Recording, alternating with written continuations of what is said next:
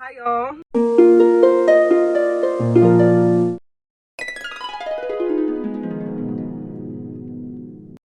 It's Blue. So this is lovely Ange. Hi, hello. I wanted to bring Ange on here because Ange just has just wonderful words to say. Like always. I'm cracking up. I literally love talking to you. So I wanted to know what her input was, just like her experience with growing up being dark skinned and how that has transformed, because this world is definitely not the same fighting for our lives back when we were young. We are coping, but we're seeing. Yeah. We're Coping, seeing, but definitely seeing. We're seeing. We're enlightened. We have our eyes on you. Y'all are not kidding or fooling any of us. So this is just our experience, and I'm wondering if like other dark-skinned women have the same experience, especially dark-skinned Black women. We have like different topics. But the first topic is growing up dark-skinned. The first question that I have is, how did your parents teach you to love your dark skin? And did they lie to you about your differences from others and how they may treat you? Should I go first? Yeah. Okay. My mom, she's dark skinned. A lot of people had a lot to say about her dark skin. Especially she was a dark skinned woman who is heavy set. So she's like experienced two kinds of perspectives. When you have being dark skinned and you're also like overweight and you have like issues with how your body looks, like that, it's a lot of different experiences like colliding. Yeah. But I remember that like my mom, when I was getting like bullied and teased in middle school, I felt like I could go to my mom and like let her know what was happening to me. I felt like she maybe understood where I was coming from. I couldn't really like go to other dark-skinned girls my age. They didn't really understand it. They were probably teasing me back just so that they could assimilate and have friends. You know what I mean? Yeah. Like, so it's like I didn't really have other dark-skinned women to go to and be like, dark-skinned little girls to go to and be like, you know, are y'all getting teased? Or is like, is something going on with y'all? So like I had my mom to talk to. And she would give me like affirmations to do, talk to my dad. My dad didn't really know what that was like. And so he would teach me how to stand up for myself, simply just for the fact of like, you know, as a person, you should stand up for yourself. But it was never in a sense of like, you know, as a dark-skinned little girl, you should stand up for yourself. I feel like a lot of men chose patriarchy at those times. So just like I said, just want to have friends. Yeah. So I think that they didn't want to look like the person that stood up for the dark-skinned girl, because they would be looked at as like a loser or stupid or like, what are you doing? Sorry. Yeah, it's fine. You're fine. I'm crying. No. Yeah. I feel like, yeah. No. Damn, I feel that breeze. Yeah. It was like hit my scalp. I don't think that my dad truly understood where like, I guess me and my mom would understand more of what it would be like to be in my shoes. I don't necessarily feel like they lied to me. I felt like they saw what I was going through and did the best that they could to give me ways that I could deal with it. I feel like it was never really a conversation. Like, it was just like, I don't know, it's something that I just always I always knew about, but like from age 4 to 9, it was like it wasn't a thing, because I was living in Nigeria at that time. So I was reading this book, and it's called Caste by Isabel Wilkerson, and she was talking to this lady, this Igbo Nigerian lady, and she said something. She was like, you know, like, Africans are not black. I was like, girl, what you talking about? Like, what do you mean? Like, what? And then I kept reading, and then she was like, yeah, Africans are not black because, like, when you're in Africa, like, when you're in Nigeria, like, no one is really, there are no white people. Exactly. So like, there's more no representation of you. Yeah, like, there's no conscience. Like, there's no being black. You're just a person. Like, there's no hierarchy, no sort of, like, oppression being done from white people. And I didn't even experience that until I came to the United States. And I didn't realize this when I was younger, though. Like, this is when I was realizing, like, I'm growing up, and I'm like, yeah, like, I didn't start feeling this way about myself, being so conscious about my skin until I came here. And, like, you know, like, I was getting bullied for it because that's what they just do here. And it's so interesting because, as you mentioned, just like having the experience of like being African and not like African American. Yeah. Because there's a lot of like tension between Africans and African Americans, which is just in itself very odd to me. Like, and my Like, parents literally are like that, and I'm just looking at them. I'm like, what? Like, I'm crying for y'all. I'm crying for us all. We're gonna all cry this out right here, right now. I'm crying for us all. I'm crying for us. I'm crying for us. I'm doing us this service. Hey y'all, this is editing me.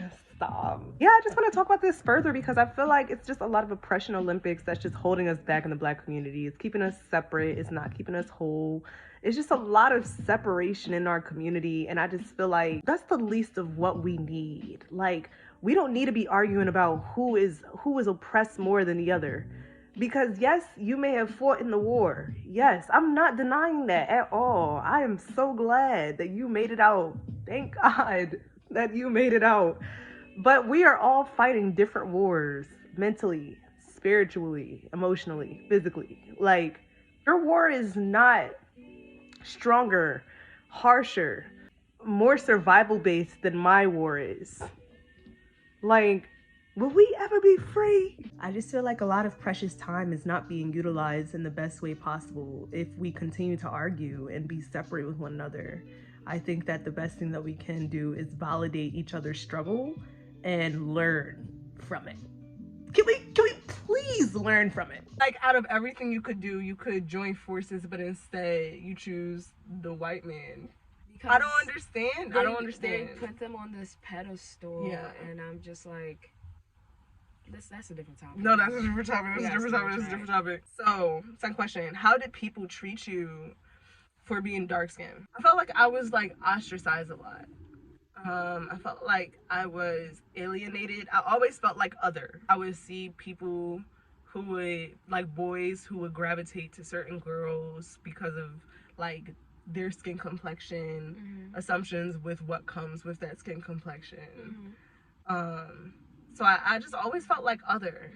Part of that has to just do with like me being like that kid who just didn't give a fuck about feeling different and being authentic to myself. So like, you know, that's so tough. I never really cared. So it was just like, it was a battle of two worlds, like of wanting to have friends, of wanting to have connections, but just not feeling like people necessarily wanted to approach me to like start those things. I did have my share of like best friends that I would find. And these are people that I felt like I didn't really have to put a show on with. Like, it was just me being me, us having fun, making up dances with them, and just like having them be able to see my authentic self. But everybody else, I already feel like y'all are, I already just feel like y'all are committed to not wanting to understand me.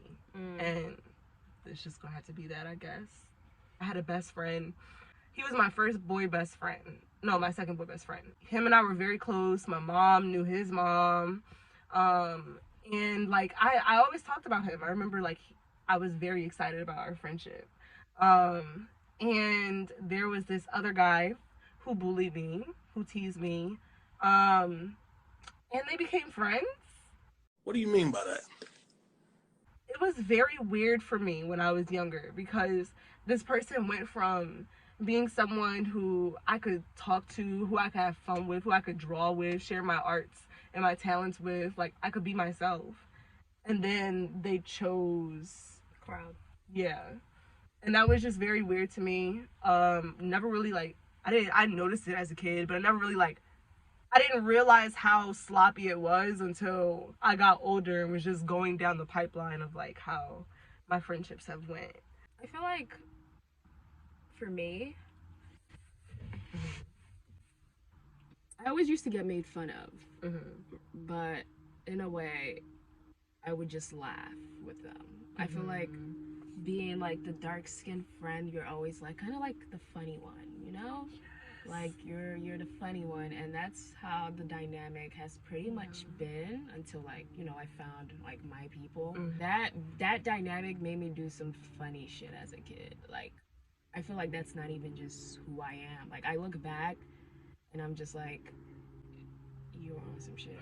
You did not have to do that. But it's like, I'm so thankful for it because like I wouldn't know. But it was just like people, I don't know, I feel like it was being dark skinned and just being Nigerian. Like, bro, like you would not get a break. Like people were fucking like brutal. Literally called African booty scratchers. Like they were brutal. Like that's what I'm saying, fighting for our lives. Like were you really out here fighting for your lives? Fighting for your life. And then you have your like folks at home. Just like in a way, I feel like I was living 3 lives. I was trying to find myself. I was trying to fit into an environment, and I was trying to fit into what my parents like, what it's like in my house. Because as soon as I step into my house, I'm in a whole like different world. Like it's like it's totally separate from what you get from other people. Yeah, especially in school, especially in middle school, and like it's fucking ridiculous. Because kids are ruthless.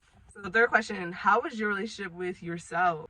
I felt like my relationship with myself was unique, in the sense that I knew the cool ass nigga I was when I was young. Like I would record myself on my 3DS and like have interviews with myself, like literally being another person. I was and am very creative. I use my time in ways to like get to know myself, to know more about things, to teach myself things. So it's just like I knew that maybe it wasn't as solid to the fact of just like validating what the hell was happening to me and not really being, I wasn't really too conscious about the impact that people were having on me of being dark skinned.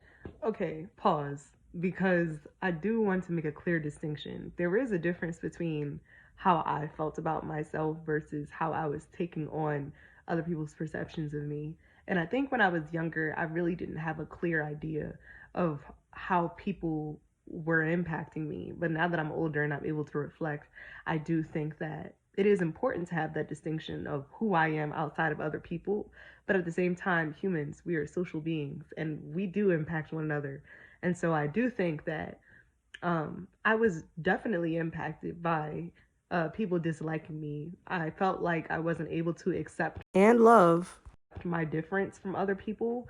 And in the long run, accept differences that I have with people in general. Feeling like I won't be loved because of my difference, feeling unworthy because of my difference. And so I definitely do feel like people ostracizing me, people isolating me because of my difference has definitely hurt me in ways that younger me would not have been able to really pick up on because I was so into my own world. So yeah, it definitely did impact my self-esteem and the way that I view myself. And I feel like that can be shown in like the friends that I chose at the time or the relationships that I ended up choosing when I was older, like very much apparent. So I don't want to say that it didn't, you know, fuck a nigga up a little bit. And so I was kind of in ignorance, like ignorance is bliss kind of thing.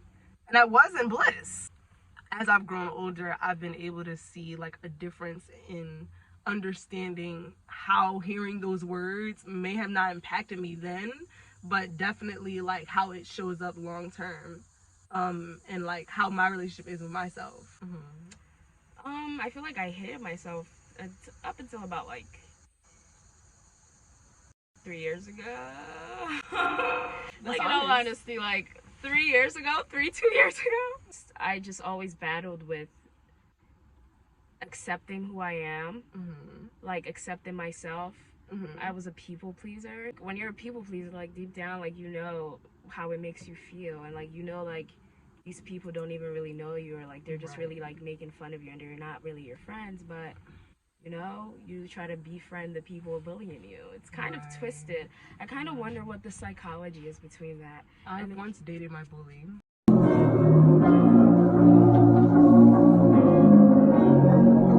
I feel like you lose yourself, and then like if you're not aware of it, like I was carrying that through all my relationships, through all my friendships, and when it stopped, like present day, so many people left my life, Like when I became like I was started like clicking. So many people left my life, and it was so sad. Like, bro, like stuff like that.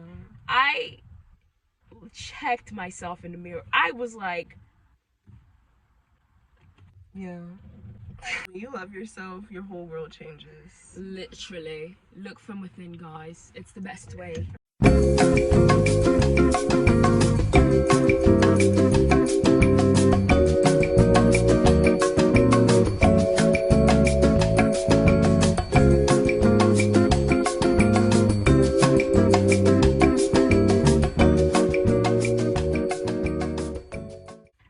Certain type of dark-skinned women are, you know? Yes. And I can only speak from my experience being dark-skinned, and I work in a very white-populated environment. I've been working in a very white-populated environment, and it's like they see a certain dark skin that they associate with being smart, being intelligent, being elegant, and they see other dark skins because of like how they choose to express themselves. Like if you have like the bigger hoops and the piercings and the longer lashes and like the long nails, you're treated differently. It's so funny because I am in different moods. Like some days my lashes are long as shit and I have long ass nails and I have fucking purple hair. And I go into work and it's like, they're like, oh, hi, da, da, da, da. And then, especially when I start working in places, they're like, oh yeah, we're just hiring another diversified, and they're like, oh my god, she's actually fucking smart. I'd be like, oh my god, what are you reading? Are you reading how to be an anti-racist? Oh my god, are you reading a book on philosophy? You read? Right. For me, I've never been in like predominantly white spaces. I feel like I've always been in predominantly black spaces. I didn't really feel like a lot of white people wanted to befriend me. Like I felt like they were scared like of my culture-ness. I felt like they were scared of the fact that I fit in more with the traditional sense of how they believe black people to be. So they don't know how to really interact with me genuinely, from a genuine place of like human to human, the same way they're able to do with Becky or Lori or Maddie. But when it comes to fucking LaQuisha, it's like you become prim and proper, or you don't even talk to me at all. Because I've never had a white girl friend, like ever. Never had a white girlfriend. I've had like white male friends, which is interesting. I don't really, because I've grown up in predominantly like black spaces. I feel more inclined to move towards that. I mean, I go to HBCU, like I like being in predominantly black spaces. I've never really been in diverse spaces. You're making me think. Because I feel like we're the complete opposite. Really? When I, like, showing him now is not the same as it was. When I was growing up, it was pretty much like, you know, it was very white populated. I feel like it's very much like a lot of black people have moved to Cheltenham, so it's more black people than white. But when I was growing up, it was definitely a lot more white people, and I was around a lot of white people. So, but it's like, you know, you had that, like, we have, like, the crew, like, you know, the black people, but it's also, like, casts between that. It's kind of different because I feel like I've grown up around, like, a lot of white people, and I've seen, like, I feel like I've seen the different kinds, and it's like, in a way, I can just tell, like, I only can use, like, job references, because there's, like, so many different kinds of white people in my job. I'm saying. Like, that's what I'm using off of my experience, too. Like, my managers were cool. Like, they're a little younger, so they're a little, like, more proactive, I guess, but not too much. It's just a little bit, because I can still peep the shit. Right. But then there's this, like, older white lady that comes, and she would not say hi to me. Like, she would never speak to me. I'll ask her a question, and she would just, like, be so snotty, and I'm just like, I know who you are. Right, I know what kind of person kind of person you are. It's just, you have to be black to know. You have to be black to know. Like, they wouldn't, exactly. To them, it's like, it's nothing, but it's like, you feel it. Exactly. Exactly. I've always felt like other. It's just like, if I'm not fitting into a sort of demographic that you can understand like the back of your hand, then I separate myself from you, or I don't try to learn you. And I feel like that also can come for like me as well. Like, I don't want to like put myself off from that equation. Like, my first choice will be black people when I gravitate towards. It's not really in me to gravitate towards white people unless like for somehow some way we end up having a bond. Like if I'm at work and like some of my coworkers are white and we both equally hate this job, it's like that helps us in having a similar thing to relate about, because finally we have a similar thing to relate about, and now that similar thing that we relate about can branch off into more conversations about different shit, or about me getting to know you more intimately now. But when I feel like it's more like I am just like walking, like maybe I'm in Starbucks or something, I feel like other to you because we don't have that one similar thing that we relate about like I do with black people. Does that make sense? Yeah. And it's like, the thing is, like, with the people that I am friends that are white, it's not like, we're not going to try to hide the fact that you're white. Exactly. No, like, you're aware of your privilege. You know what it is. That's the part. You know some things that you can, like, you know what it is. Exactly. And it's like, those are the people I surround myself with. It's like, if you're being, like, I will call you out on that shit. No. Exactly. All right, y'all. This is the outro, I guess. Thank you so much for watching. I don't know, one day maybe y'all have a name, and what the hell's going on next to me? Sorry. Maybe one day y'all have a name. But until then, see you soon. Bye, guys.